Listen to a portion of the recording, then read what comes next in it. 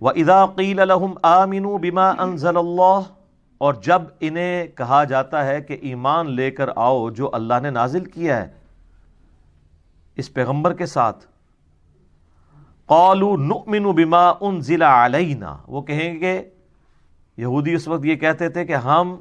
ایمان لاتے ہیں اس کے اوپر جو ہم پہ نازل ہوا ہے۔ انہوں نے تو حضرت عیسیٰ علیہ السلام کو ماننے سے انکار کر دیا تھا، وہاں تو یہ بہانہ بھی نہیں تھا کہ وہ بنو اسرائیل سے نہیں ہے، حضرت عیسیٰ علیہ السلام خود یہودی النسل تھے، بنی اسرائیل میں سے تھے، ان کا بھی انکار کر دیا۔ تو ہر پیغمبر کا انکار کرنے کے لیے بہانے ان کے پاس ڈیفرنٹ ہوتے تھے۔ تو اللہ تعالیٰ فرما رہے ہے کہ جب ان کو ایمان کی طرف دعوت دی جاتی ہے تو یہ کہتے ہیں ہم صرف اسی پر ایمان لائیں گے جو ہم پہ نازل ہوا ہے، یعنی تورات اور زبور۔ انجیل بھی ان کی طرف تھی، اس کا بھی انکار کیا، قرآن کا بھی انکار کیا۔ وَيَكْفُرُونَ بِمَا وَرَاءَهُ، اور ہر اس چیز کا کفر کر دیں گے جو ان کتابوں کے سوا کوئی اور کتاب ہوگی، ہم نے نہیں اس کو ماننا۔ وَهُوَ الْحَقُّ مُصَدِّقًا لِمَا مَعَهُمْ، حالانکہ قرآن وہ حق ہے جو اس حال میں نازل ہوئی ہے کہ وہ تصدیق کر رہی ہے ان کتابوں کی بھی جس کے اوپر یہ ایمان لاتے ہیں۔ تو یہ تو اپنی کتابوں کو ہی نہیں مان رہے۔ اگر یہ واقعی اپنے آپ کو یہودی سمجھتے ہیں تو کم از کم اپنی کتاب کو مان کے اس پیغمبر کو مان لیں۔ تو یہ پیغمبر اور یہ کتاب ان کی کتابوں کی تصدیق کرتی ہے، اس اعتبار سے کہ اس کتاب کی پیش گوئی پوری ہوئی، اور اس اعتبار سے بھی کہ یہ کتاب ان کتابوں کو غلط نہیں کہتی بلکہ ان کتابوں کو بھی انڈورس کرتی ہے،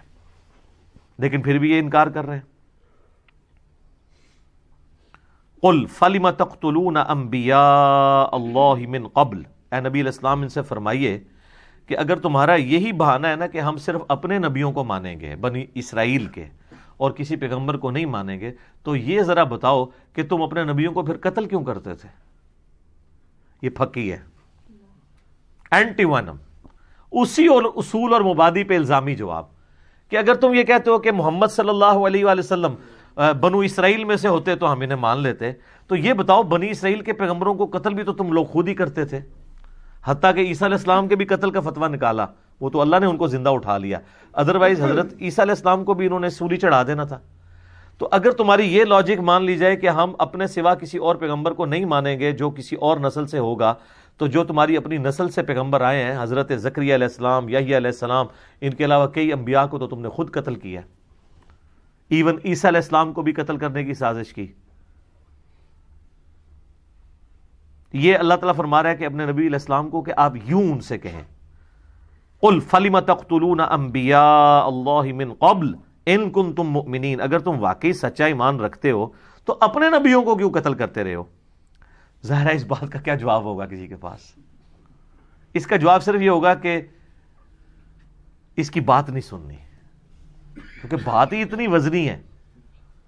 وَقَالَ الَّذِينَ كَفَرُوا لَا تَسْمَعُوا لِهَذَا الْقُرْآنِ وَالْغَوْا فِيهِ لَعَلَّكُمْ تَغْلِبُونَ، کافر کہتے ہیں قرآن جب پڑھا جا رہا ہو نا اس کو مت سنا کرو اور شور مچا دیا کرو، یہی ایک طریقہ ہے کہ تم قرآن پر غالب آ سکو، کیونکہ ان کو پتہ ہے قرآن پہ غلبہ کیسے ہوگا، کیونکہ اتنی لاجیکل یہ بک ہے کہ اس کا ہم لاجیکل آنسر تو نہیں دے سکتے، لیکن کم از کم شور مچا کے یہ تو کر سکتے ہیں کہ نہ خود سنیں نہ کسی کو سننے دیں۔ جب لوگ سنیں گے ہی نہیں تو قبول کیسے کریں گے؟ آج بھی یہ یاد رکھیے گا، جو یہ کہتا ہے نا کسی کی بات نہیں سننی، تو سب سے بڑی دلیل اس کی باطل پہ ہونے کی یہی ہے۔ اگر تم اپنے عقائد میں کانفیڈنٹ ہو تو کہو کہ جی ہماری بات تو 24 کیرٹ سونا ہے جی، پیش کریں قرآن و سنت پہ، کوئی اور بھی بات کرتا ہے آپ سنیں اس کی بات اور چیک کریں، اور جو کہ کسی کی سننی نہیں ہے تو آپ سمجھ لیں کہ دال میں کالا نہیں ہے، پوری دال ہی کالی ہے،